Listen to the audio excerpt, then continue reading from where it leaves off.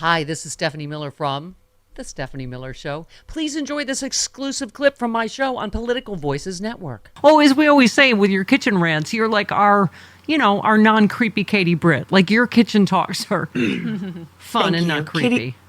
Katie stole from me. I did not steal from her. Everybody has their own Katie Britt. She's like Bizarro World Katie Britt, where she's. Your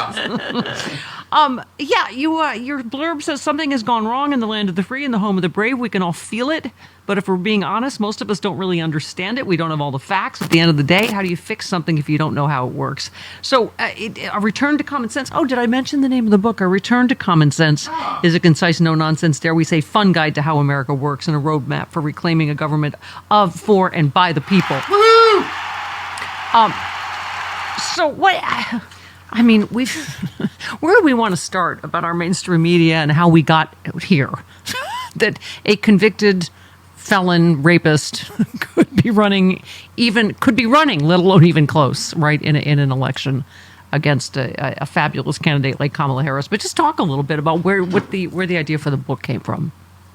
Well, the idea for the book honestly came from me doing a 4th of July episode a couple years ago where I was just, I'm a nerd. At the end of the day, I am a nerd who loves this country. And I was looking up, why do we celebrate 4th of July? And I ended up reading the original Common Sense by Thomas Paine. Yeah. And that is a 47-page pamphlet that was written, back in the day before we were a nation. Yeah, he's a slacker, and Thom Hartmann would not have written a blurb for him. He would have been like, 47 pages?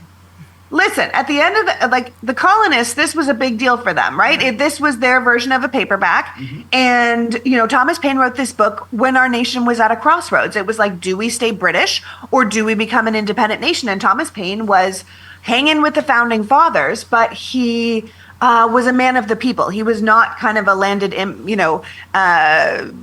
posh guy. He was hanging out with them, but he spoke like the people to the people. And he wrote this thing called Common Sense that was like, you know what, listen, we're not British. At this point, we are completely ourselves. We are something unique and different. And I think there's 2 ways to go here. And here's the way I think we should go.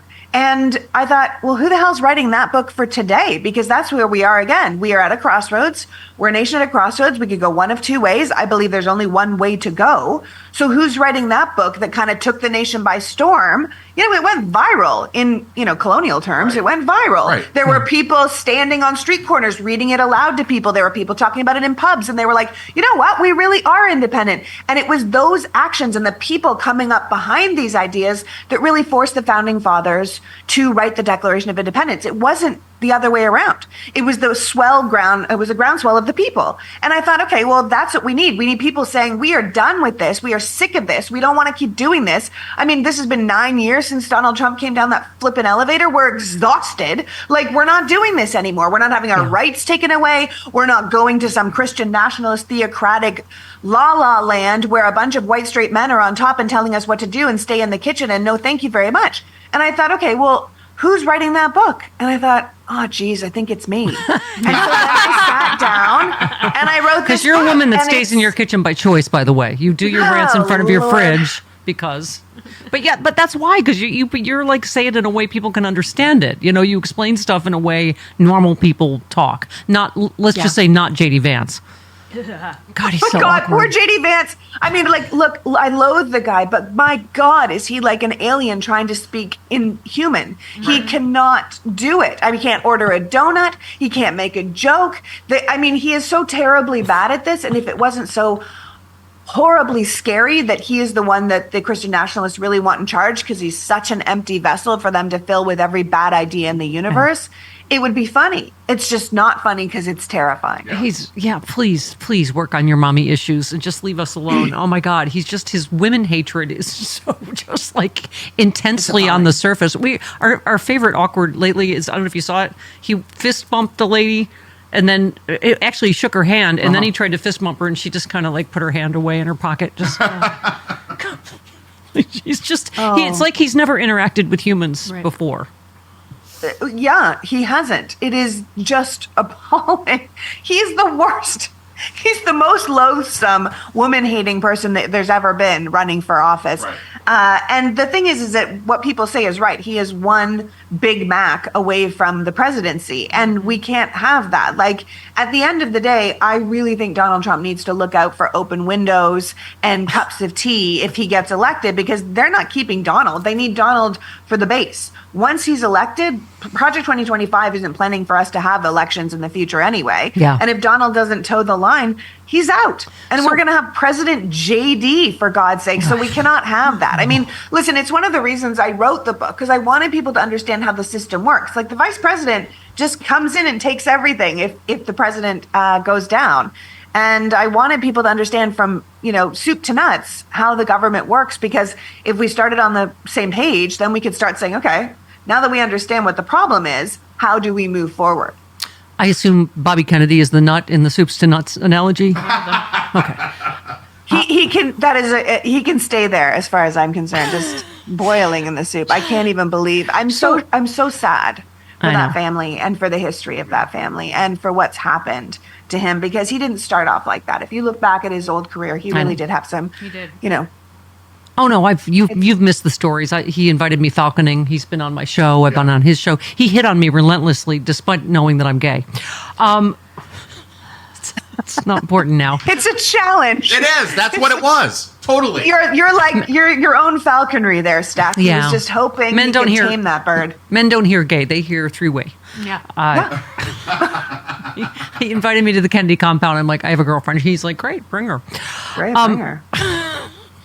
So, but to our point we've been making all morning about mainstream media, you retweeted this headline: JD Vance's combative style confounds Democrats but pleases Trump. And Andrew, you reposted, Andrew said, "We aren't confounded, New York Times. We're disgusted. We're mortified for our country that this weird, misogynistic, sociopathic abomination could be a heartbeat away from the presidency, and that you keep writing headlines like this while our democracy burns to the ground."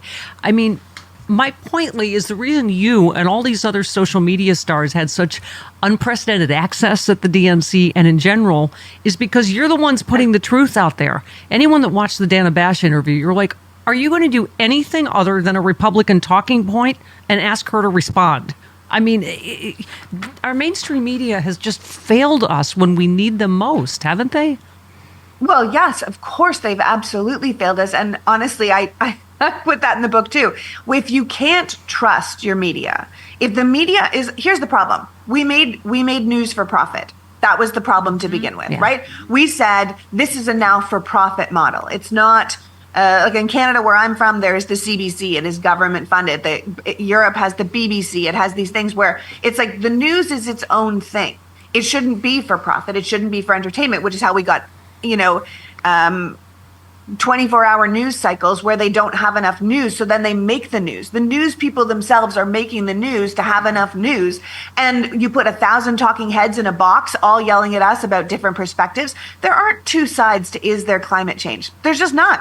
If 98% of the scientists agree, there's 2% that are, outliers. But you don't put two people on the air and say, climate change isn't real. Climate change is real. Those are two, then we can't actually solve any problems. Yeah. And this is where we're at now. You have 6 billionaires who own 90% of American media, and they actually have a vested interest in a Trump presidency because they have lower taxes. Although I think they're kidding themselves if they think all of them survive a Trump presidency. Yeah. He needs one RT. He does not need MSNBC. He does not need CNN. Yeah. He does not need any of those.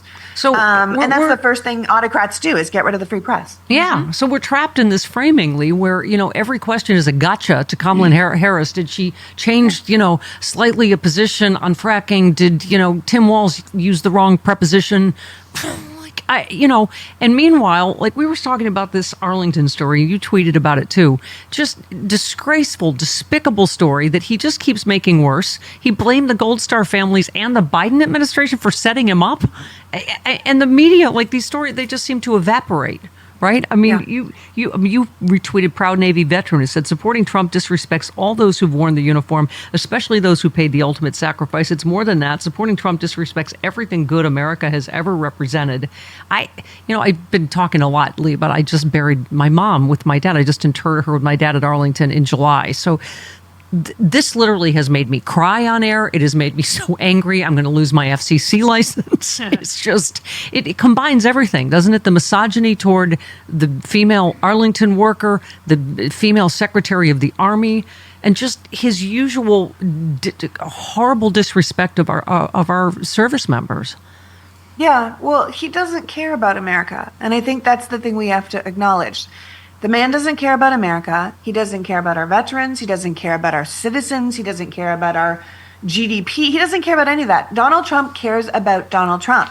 And Donald Trump went there to do a gotcha moment where he said, I was there to celebrate these soldiers who died, and Kamala Harris and Joe Biden didn't even bother to show up. Not true. First of all, that entire thing was just a complete fallacy.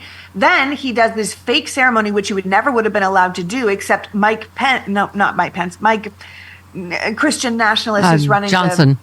Mike Johnson. Thank you. Yes. Yeah, Mike Johnson. He pulled some strings so they could be there and do this fake ceremony. And then they cruise from their fake ceremony to, like they may as well have had a flippin' barbecue by people's graves. Yeah. And they're like, well, those families invited them. I'm like, well, there's a lot of people, at Arlington. Does that mean that any family can just invite anyone and have a party at Arlington? No, that's not how any of this works. Yeah. You're not allowed in Section 60. They were like, those rules don't apply to us. Every single thing that is wrong with the Trump campaign, with Trump himself, was elevated by this photo op that they attempted to do. And that goes right down to the thumbs up by the graves, because to him, these people mean nothing. Their sacrifice meant nothing. The people who have been fighting for our country and for the opposite of autocracy mean nothing, because that's what he represents. He would love to join the autocrats of the world. So people really need to get serious that this has nothing to do even with politics anymore. This isn't about red or blue. This isn't about Republicans or Democrats. This is about America and how we see America. Yeah. And that needs to be, front and center over and over and over again for the next 60 whatever days. I was reading my actual hard pass that I have to Arlington, and it says right on there, this is to visit your loved one's grave only. But you're right. They don't think any rules apply to them. And I know Mike Johnson, it's hard to remember. If you have trouble keeping your Johnsons apart, Lauren Boebert can give you a hand. Oh, you got to laugh. She likes a good D joke. I've hung out with her. All right. See? I actually do think that's quite funny. Okay. Thank you. A return to... Hey all, Glenn Kirshner here. I hope you'll join me on my new audio podcast, Justice Matters. I'll be using my 30 years as a federal prosecutor and Army JAG to unpack, break down, and explain the legal issues of the day, particularly where the legal intersects with the political. Please look for Justice Matters with Glenn Kirshner wherever you generally get your podcasts.